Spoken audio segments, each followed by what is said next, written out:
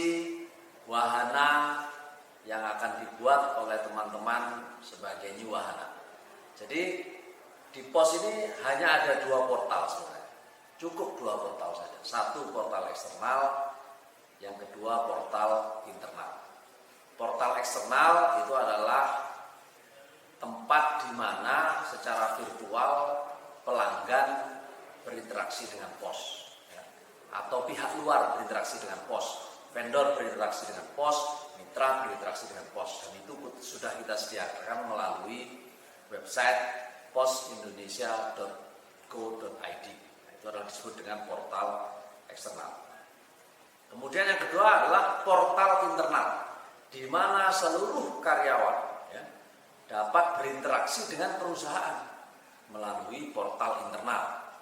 Dan itu websitenya kita sebut dengan wahana.posindonesia.co.id.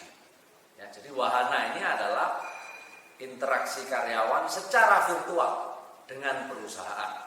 Nah, itulah makanya disebut dengan portal. Portal itu kan gate, ya, atau gerbang atau pintu. Jadi ketika ingin berinteraksi dengan perusahaan secara digital, maka teman-teman harus masuk ke pintu virtual itu atau gerbang virtual atau yang disebut dengan portal. Nah, itulah maka wahana yang baru konsepnya adalah menyediakan semua kebutuhan karyawan dalam berinteraksi dengan perusahaan, berinteraksi, berkolaborasi, semuanya. Jadi kalau Anda mau absen, ya masuk pintu itu dulu. Anda mau bikin form SPPD, mau berangkat pergi ngisi SPPD ya di situ. Anda sebagai pejabat harus melakukan approval terhadap NPP, ya masuk wahana. Anda mau berkolaborasi internal melalui nota dinas, ya harus masuk wahana.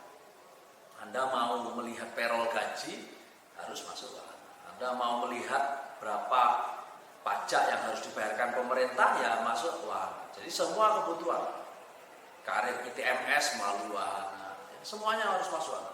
Bahkan mencari informasi berita-berita terkini tentang perusahaan ini yang melalui wahana.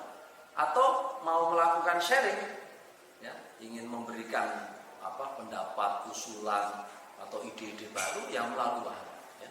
Oleh sebab itu wahana ini adalah sangat penting, portal internal atau tempat yang sangat penting yang secara virtual harus terus dikembangkan sehingga memenuhi semua kebutuhan karyawan, ya, secara digital. Dan dengan wahana ini nanti diharapkan akan merubah mindset seluruh karyawan pos menjadi digital mindset, ya, belajar berinteraksi, berkolaborasi secara virtual. Nah, itulah visi wahana. Nah, ketika wahana sudah mencapai titik itu, maka sebenarnya karyawan bisa work anywhere, everywhere, anytime, ya, at any time.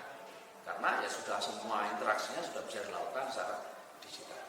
Tentu itu adalah tidak bisa menggantikan pekerjaan-pekerjaan yang dilakukan secara fisik, ya.